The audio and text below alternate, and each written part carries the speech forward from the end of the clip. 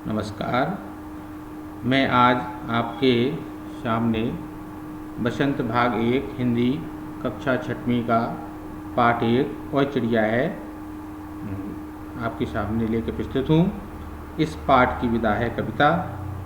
इस पाठ के कवि का नाम है केदारनाथ अग्रवाल। आइए हम पहले कवि के जीवन के बारे में संक्षिप्त जानकारी प्राप्त कर लें। केदारनाथ अग्रवाल जी का जन्म 1 अप्रैल 1911 को उत्तर प्रदेश के बांदा जिले के कामसिन गांव में हुआ था। केदारनाथ अग्रवाल आधुनिक हिंदी कविता के प्रमुख कवि थे। इन्होंने कविता में मुक्त छंद और गीति छंद का प्रयोग किया है। इन्हें कविता लिखने की प्रेरणा हरिऔध और रसाल आदि कवियों की संगति और प्रभाव से प्राप्त हुई। इनकी प्रमुख रचनाएं युग की गंगा, लोक तथा आलोक, नींद के बादल, फूल नहीं रंग बोलते हैं आदि हैं। इनका निधन 22 जून 2000 ईस्वी को हुआ था। आइए अब हम कविता वह चिड़िया जो है के बारे में संक्षिप्त जानकारी प्राप्त कर लें। केदारनाथ अग्रवाल जी ने इस कविता के बारे में बताया है कि उनके स्वभाव में नीले पंखों वाली वह छोटी चिड़िया है। वह संतोषी है, अन्य से बहुत प्यार करती है। वह अपनेपन के साथ कंठ खोलकर पुराने घने वन के लिए बेरोक टोक गाती है। वह मोह बोली है। एकांत में भी वह उमंग से रहती है। वह उफनती नदी के विषय में जानकर भी जल की मोती सी बूंदों को चोंच में भर लाती है। उसे स्वयं पर गर्व है। वह साहसी है। उसे नदी से बहुत लगाव है।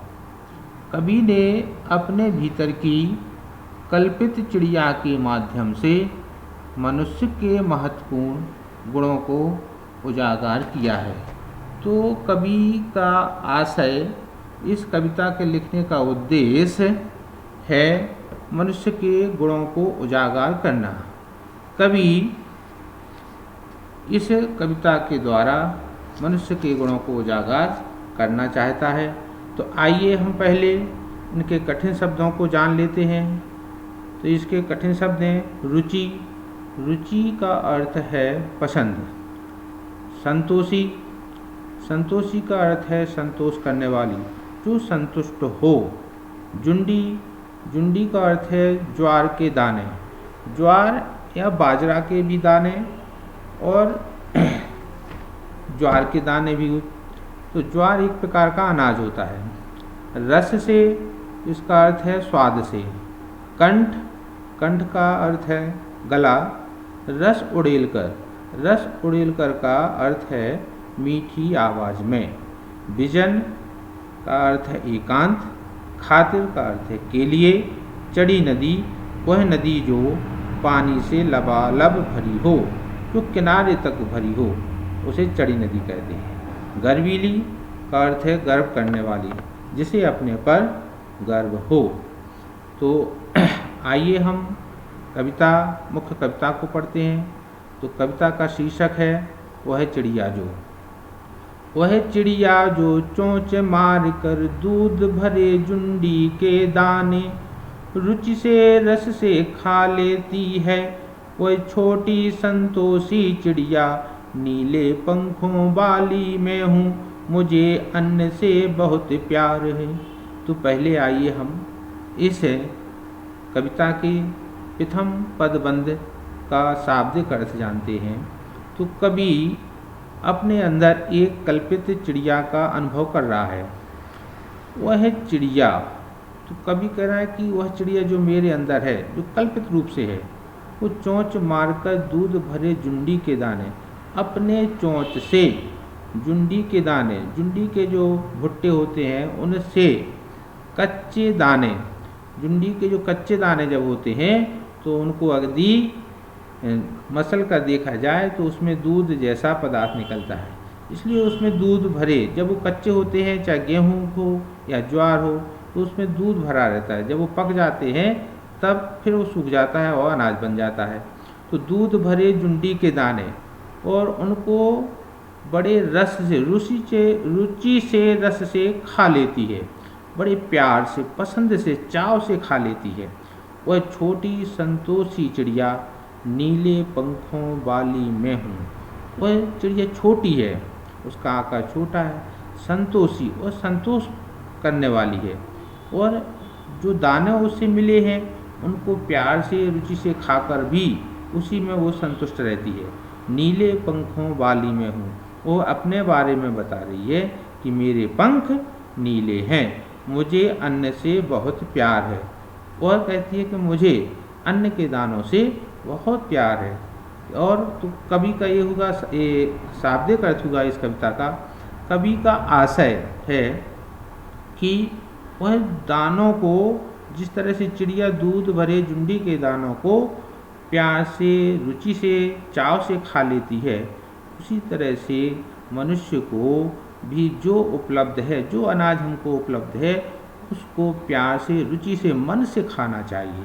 तभी वह हमारे शरीर को पुष्ट करता है, पोषक देता है। यदि अच्छा भोजन हो, यदि हमारा मन खराब हो और अगर हम बेमन से इसको ग्रहण करें तो वो हमारे शरीर का सही पोषण नहीं करती है। वह छोटी संतोषी चिड़िया, वह संतोष करने वाली है। तो मनुष्य के गुणों को कभी उजागर करना चाहता है कि मनुष्य के स्वभाव संतोष करने वाला होना चाहिए। उसके पास जो भी उपलब्ध है उसमें उसे संतुष्ट रहना चाहिए, खुश रहना चाहिए। नीले पंखों वाली मैं हूँ, और चिड़िया अपने बारे में बता रही है कि मैं नीले पंखों वाली हूँ।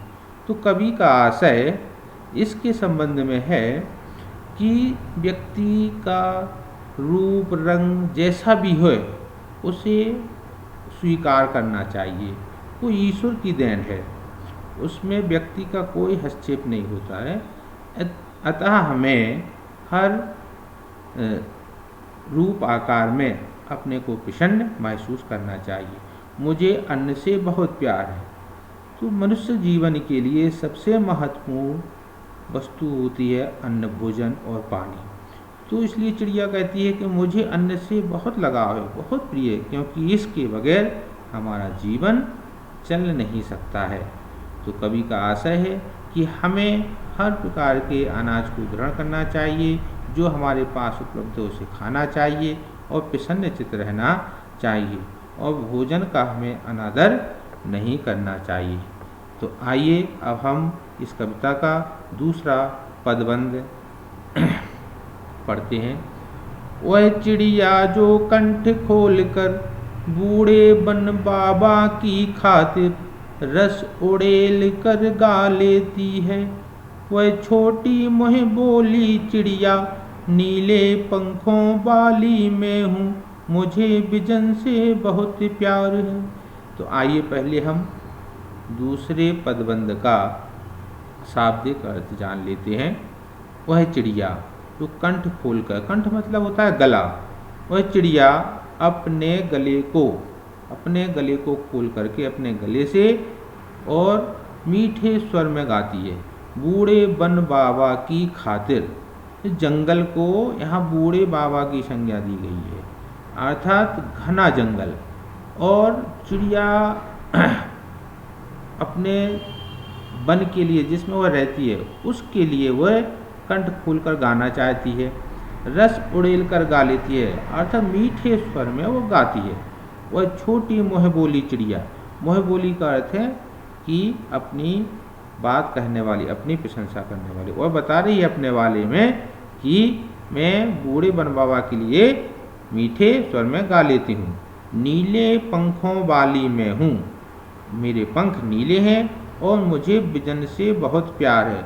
विजन का अर्थ होता है एकांत। तो इसमें इसका दो शब्दों से, इसमें बी और जन, दो भागों से ये विजन बना है। बी का अर्थ है बिना, जन का अर्थ है लोग, बिना लोगों का स्थान। विजन मतलब एकांत, जिस स्थान पर कोई व्यक्ति ना हो तो उससे भी वह एकांत से भी प्यार करती है। तो ये इसका शाब्दिक अर्थ हुआ है। आइए अब हम जान लेते हैं कवि का भाव, इस पद के द्वारा उसका भावार्थ क्या है। इसका भावार्थ चिड़िया जो कंठ खोलकर, तो बूढ़े वन बाबा की खातिर। यहाँ हमें कवि बताना चाहता है कि हमें अपने परिवार में वन बाबा, बूढ़े वन बाबा, हमारे घर में जो बुजुर्ग लोग हैं, बूढ़े वन बाबा की खातिर, इस पंक्ति के माध्यम से कवि बताना चाहता है कि हमारे परिवार में, समाज में जो बुजुर्ग व्यक्ति हैं, हमें उनकी खातिरदारी, उनकी देखभाल करना चाहिए।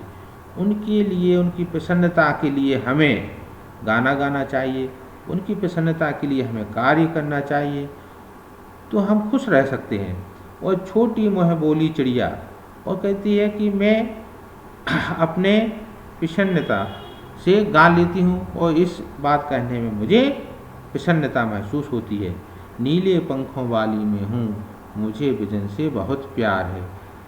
कवि कहना चाहता है कि कभी कभी मुझे विजन से बहुत प्यार है। जैसे चिड़िया एकांत में, जंगल में रहना चाहती है, कभी कभी व्यक्ति को भी, मनुष्य को भी एकांत में बैठकर अपने बारे में विचार करना चाहिए। एकांत में बैठ करके ईश्वर का ध्यान करना चाहिए, अपने आत्मिक विचारों के बारे में सोचना चाहिए और अपने बारे में जानना चाहिए। यह मनुष्य का स्वभाव है। तो केदारनाथ कवि कहते हैं कि मेरे स्वभाव इस प्रकार है, जो चिड़िया के माध्यम से व्यक्त कर रहा है। आइए अब हम इस कविता का अंतिम और तीसरा पदबंध पढ़ते हैं। वह चिड़िया जो चोंच मारकर, वह चिड़िया जो चोंच मारकर चढ़ी नदी का दिल टटोलकर जल का मोती ले जाती है। वह छोटी गर्वीली चिड़िया नीले पंखों वाली मैं हूँ, मुझे नदी से बहुत प्यार है, मुझे नदी से बहुत प्यार है। आइए इसका शाब्दिक अर्थ जान लेते हैं। वह चिड़िया जो चोंच मारकर, चिड़िया है वो छोटी है जो अपनी चोंच से चढ़ी नदी का दिल टटोलकर। चढ़ी नदी का अर्थ है उफनती नदी, जो नदी फुल, जो लबालब जल से भरी हो, जो किनारे तक भरी हुई हो। ऐसी नदी को देख करके चिड़िया अंदाज़ा लगाना चाहती है कि इसमें कितना पानी है, इसकी थाई कितनी है, और उस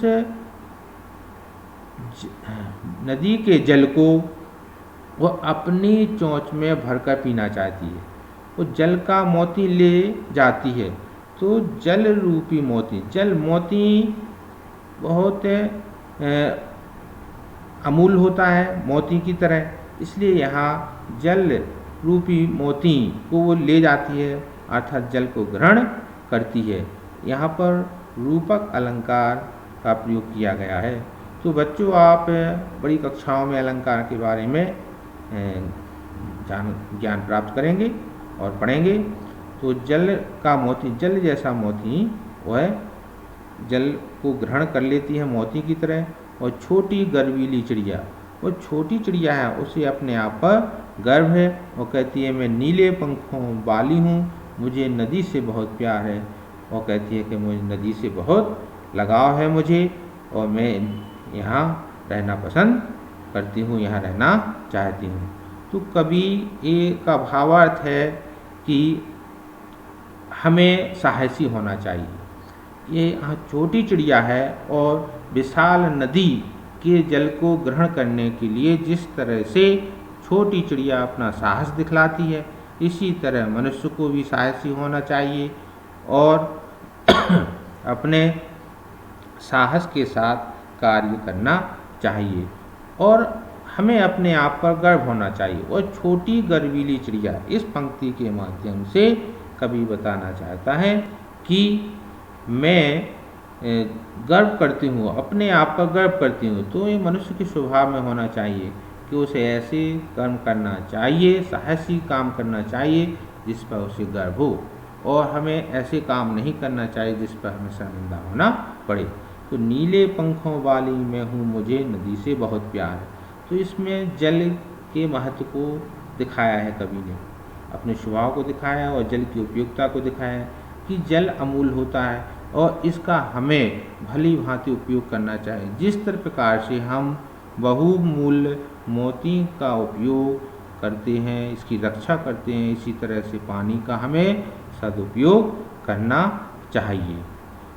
तो आइए अब हम इस पाठ के कुछ महत्वपूर्ण प्रश्न उत्तरों के बारे में जान लेते हैं।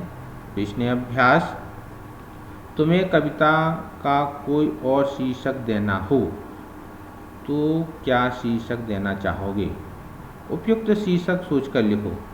बच्चों, इस कविता में चिड़िया की विशेषताओं के बारे में बताया गया है। तो बच्चों, आप भी कोई विशेषता के आधार पर इस पाठ का शीर्षक, नया शीर्षक दे सकते हैं, जैसे साहसी चिड़िया, सुंदर चिड़िया, छोटी चिड़िया, गर्वीली चिड़िया, गर्व करने वाली चिड़िया आदि। और में जो महत्वपूर्ण विशेषताएं हैं और उनके आधार पर भी आप शीर्षक दे सकते हैं।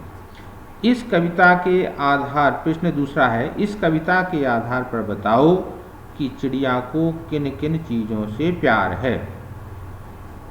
तो आइए हम देखते हैं कि इस कविता के प्रथम पदबंध में दूध भरे जुंडी के दाने, तो उसे अनाज के दानों से प्यार है, उसे अनाज के दानों से लगाव है और उसे अपने आप से भी लगाव है और उनको बड़े चाव से खा लेती है।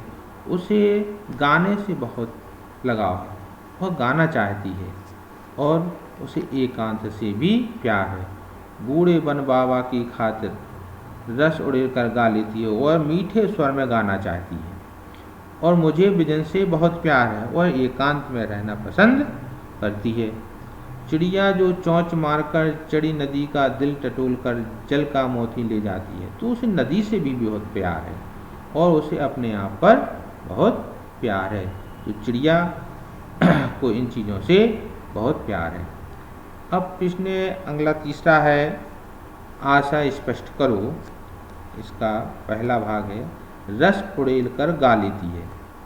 तो चिड़िया स्वतंत्र रूप से जंगल में रहना चाहती है और प्रसन्नचित रहना चाहती है, इसलिए वह प्रसन्न होकर के मधुर आवाज़ में गाना चाहती है। तो रस उड़ेल कर गा लेती है का आशय यही है कि वह स्वतंत्र रूप से रह करके प्रसन्नचित होकर के अपने दिल खुल करके अपनी ऊंची और मीठी आवाज़ में, सुरीली आवाज़ में गाना चाहती है। दूसरा है इसका, चढ़ी नदी का दिल टटोल कर जल का मोती ले जाती है। तो इस पंक्ति का आशय है कि उफनती हुई नदी में के मध्य में से चिड़िया अपने साहस के साथ नदी में उतरकर उसके जल को ग्रहण करना चाहती है और स्वतंत्र रूप से रहना चाहती है और जल को ग्रहण करके प्रसन्नचित रहना चाहती है। और उसमें साहस है और साहसी है, निर्भीकता है और उसे किसी प्रकार का डर नहीं है। आइए हम देखते हैं अगला प्रश्न। कवि ने नीली चिड़िया का नाम नहीं बताया है, वह कौन सी चिड़िया रही होगी? कवि ने इस कविता में चिड़िया का कोई नाम नहीं बताया है। तो हम इस प्रश्न के उत्तर जानने के लिए आपको पक्षी विज्ञानी सलीम अली की पुस्तक भारतीय पक्षी देखना चाहिए। बच्चों, यह पुस्तक आपको आपके विद्यालय के पुस्तकालय में उपलब्ध हो सकती है और आप जब भी पुस्तकालय जाएं तो इस पुस्तक को आप ज़रूर खोजें और अपने पुस्तकालय अध्यक्ष से पूछें और इसको पढ़ें। इस पुस्तक में ऐसे पक्षियों के बारे में भी जानकारी दी गई है जो जाड़े के मौसम में एशिया के उत्तरी भाग और अन्य ठंडे देशों से भी आते हैं। तो ऐसे पक्षियों के बारे में आप जानकारी प्राप्त कर सकते हैं और उसी के आधार पर आप अनुमान लगा सकते हैं कि वह छोटी चिड़िया नीलकंठ हो सकती है, छोटा किलकिला हो सकती है, कबूतर हो सकती है या बड़ा पतरिंगा हो सकती है। तो आप इस पुस्तक को ज़रूर पढ़ें और देखें, पक्षियों के बारे में जानकारी प्राप्त करें और अपने आसपास जो भी पक्षी आप देखते हैं, कोयल हो, कबूतर हो, तोता हो, मोर हो, नीलकंठ हो आदि के बारे में आप जानकारी प्राप्त करें और उनकी पहचान, उनके रंग रूप के बारे में आप लिखें। आइए अब इसी पाठ के अंतर्गत हम देख लेते हैं भाषा की बात। बच्चों इन वाक्यों को आप ध्यान से देखें। पहला वाक्य है पंखों वाली चिड़िया और इसी के नीचे एक दूसरा वाक्य लिखा है नीले पंखों वाली चिड़िया। तो पहले वाले वाक्य में पंखों वाली चिड़िया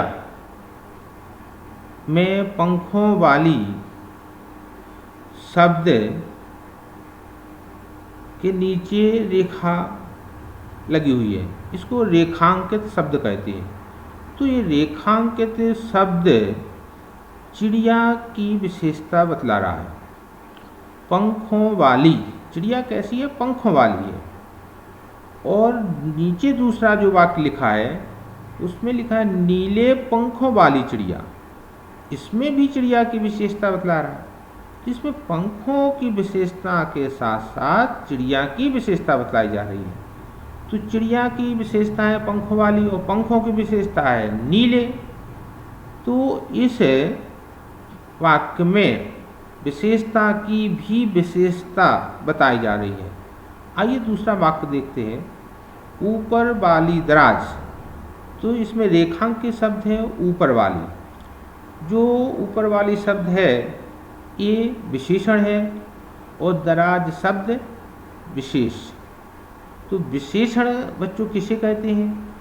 तो जो शब्द किसी संज्ञा या सर्वनाम की विशेषता बतलाते हैं वो शब्द विशेषण कहलाते हैं।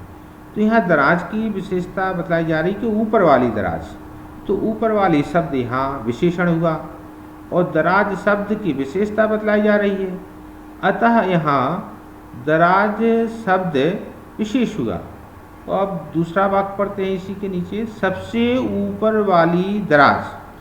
तो यहाँ दराज तो ऊपर वाली है और ऊपर वाली की भी विशेषता बतलाई कि सबसे ऊपर वाली, एक के ऊपर एक दराज हो सकती है। तो सबसे ऊपर वाली दराज की विशेषता इसमें बताई गई है। तो ऐसे शब्दों को जो विशेषण की भी विशेषता बतलाते हैं फिर विशेषण कहते हैं बच्चों। तो फिर विशेषण की परिभाषा जानते हैं बच्चों कि जो शब्द किसी विशेषण की विशेषता बतलाते हैं वे शब्द फिर विशेषण कहलाते हैं। तो बच्चों आप के लिए एक नया शब्द है ये फिर विशेषण। अभी तक आपने और कक्षाओं में विशेषण जाने होंगे। तो जो विशेषण शब्द की भी विशेषता बतलाए उसे प्रविशेषण कहते हैं। तो आइए बच्चों अब हम इन शब्दों के आगे एक एक शब्द जोड़ो जो प्रविशेषण हो। तो बच्चों यहाँ कुछ शब्द दिए गए हैं, तो आपको इन शब्दों के आगे एक एक शब्द प्रविशेषण के रूप में आपको जोड़ना है। तो पहला इसमें दिया गया मोरों वाला बाग। अब मोरों वाला बाग कैसा है? मोरों वाला। अब मोरों वाला में भी आपको एक विशेषण लगाना है। यहाँ बाघ शब्द विशेष है और मोरो वाला विशेषण है। तो मोरो वाला विशेषण के लिए एक विशेषण आपको चुनना है। तो इसमें बच्चों सुंदर मोरों वाला भी हो सकता है, रंग बिरंगे मोरों वाला भी हो सकता है, बड़े मोरों वाला बाघ भी हो सकता है, छोटे मोरों वाला बाघ भी हो सकता है। तो बच्चों आप अपने मनपसंद से इसमें से कोई भी एक शब्द चुनकर लिख सकते हैं। दूसरा है पेड़ों वाला घर। तो बच्चों पेड़ों वाला घर, तो इसमें घर शब्द की विशेषता बतलाई जाए। कौन सा घर? जिसमें पेड़ लगे हों, पेड़ों वाला। अब पेड़ों वाला का हमारे एक नया विशेषण लगाना है इसमें, पेड़ों वाला शब्द। तो पेड़ों वाला तो हरे पेड़ों वाला भी हो सकता है, सुंदर पेड़ों वाला, बड़े पेड़ों वाला, छोटे पेड़ों वाला। तो बच्चों आपको अपने पसंद से इसमें आप एक शब्द जोड़कर लिखेंगे। अगला शब्द है स्कूल वाला रास्ता। तो स्कूल का रास्ता तो है, तो रास्ते की विशेषता बताई जाए स्कूल वाला। इस रास्ते पर स्कूल है, स्कूल वाला रास्ता। अब वो रास्ता कैसा है? स्कूल वाला। तो स्कूल वाला शब्द के लिए हम एक शब्द विशेषण के रूप में लगाएं तो हो सकता है टेढ़ा मेढ़ा स्कूल वाला रास्ता, सीधा स्कूल वाला रास्ता, लंबा स्कूल वाला रास्ता, छोटा स्कूल वाला रास्ता, पक्का स्कूल वाला रास्ता आदि शब्द आप इसमें जोड़ सकते हैं। और अगला है फूलों वाला बाग। तो बच्चों इसमें हम जोड़ सकते हैं सुंदर फूलों वाला बाग, सफ़ेद फूलों वाला बाग, लाल फूलों वाला बाग, हरे गुलाबी फूलों वाला बाग।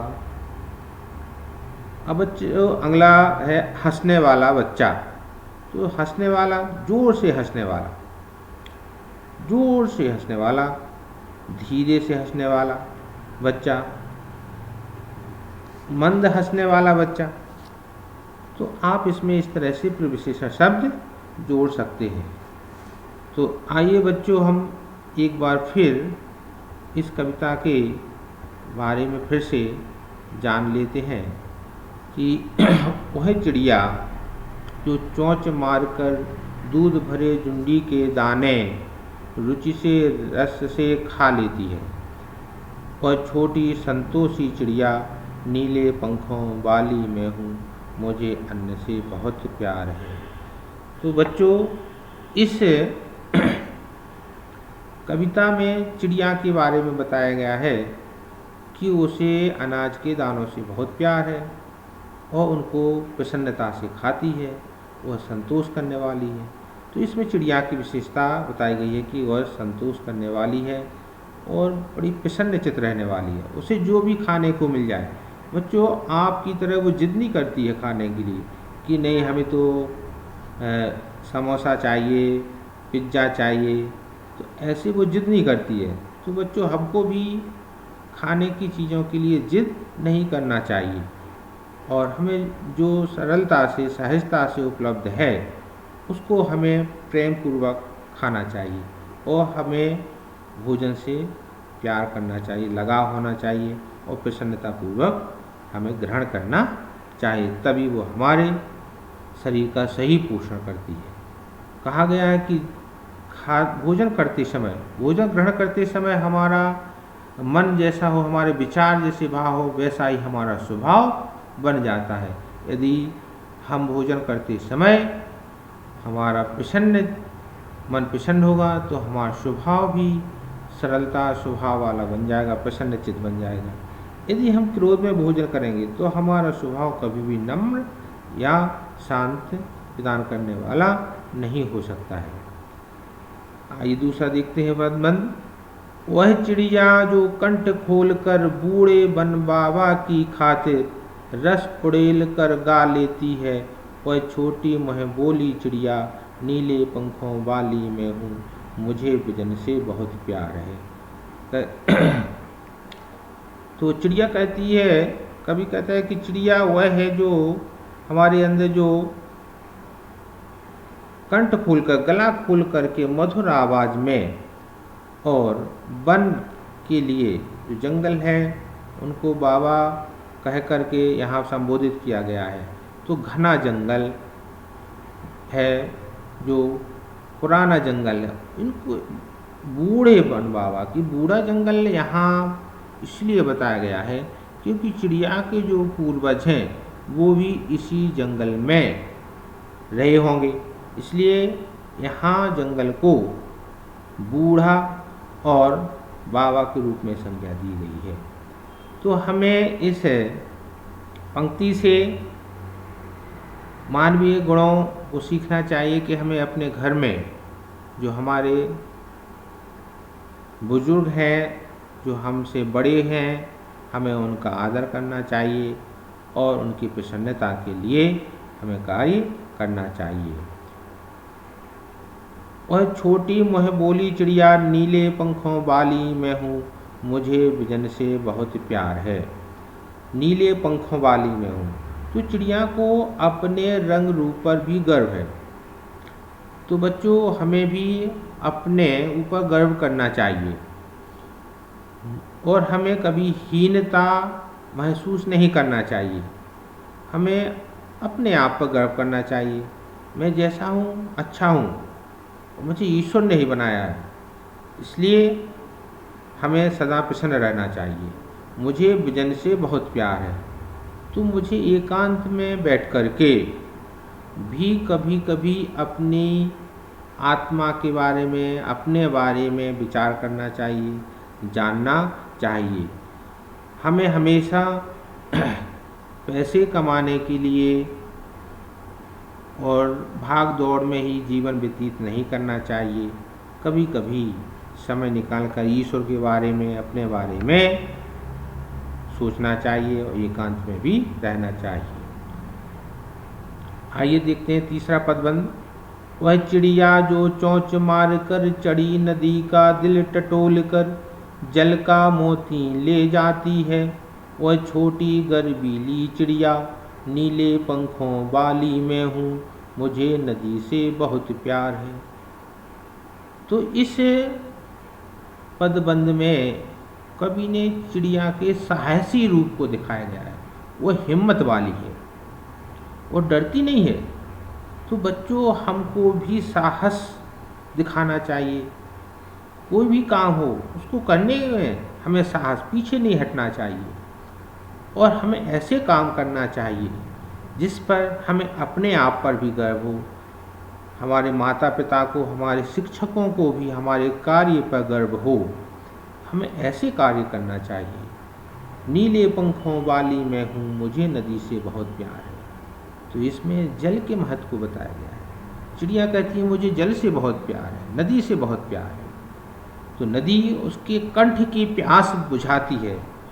इसलिए बच्चों, हमें जल के महत्व को समझना चाहिए और उसका दुरुपयोग कभी नहीं करना चाहिए। तो बच्चों, आपको पाठ समझ में आ गया होगा। यदि नहीं आया होगा तो आप विद्यालय के शिक्षक से पूछ सकते हैं। धन्यवाद।